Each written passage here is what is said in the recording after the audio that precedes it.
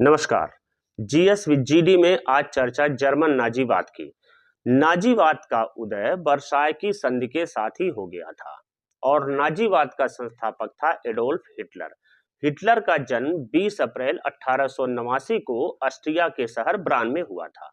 German सम्राट कैसर William द्वितीय ने जब इस्तीफा दिया तो 10 नवंबर 1918 को जब विलियम द्वितीय ने अपना इस्तीफा दिया। शुरू में हिटलर जो था वो जर्मन वर्कर्स पार्टी का एक सदस्य था और 1920 में जर्मन वर्कर्स पार्टी का नाम बदल करके इसने नेशनल सोशलिस्ट पार्टी यानी नाजी पार्टी कर दिया और इसका चिन्ह जो बनाया गया वो था स्वास्तिक। हिटलर की निजी सेना जो थी वो ब्राउन शर्ट धारण करती थी और वो ब्राउन शर्ट वाले कहलाते थे। मार्च 1923 में तख्ता पलटने के प्रयास में हिटलर को 5 वर्ष की जेल हो गई और उस 5 वर्ष की जेल के दौरान इसने अपनी पुस्तक लिखी माइन काम्फ, जो इसकी आत्मकथा है। नाजी दल का जो प्रचार प्रसार का काम था वो आ गया था गोएबल्स के ऊपर। 1933 में हिटलर जर्मनी का प्रधानमंत्री बना।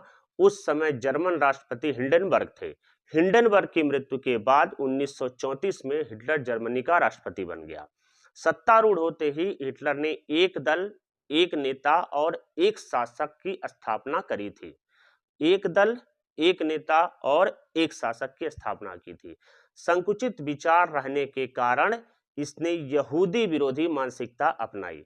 पोलैंड पर आक्रमण किया करके इसने द्वितीय विश्व युद्ध की शुरुआत कर दी थी और द्वितीय विश्व युद्ध समाप्त होने के साथ जर्मन में नाजीवाद समाप्त हो गया। 4 मई 1945 को जर्मनी के पतन के बाद हिटलर ने अपनी पत्नी इब्रा ब्रान के साथ आत्महत्या कर ली थी।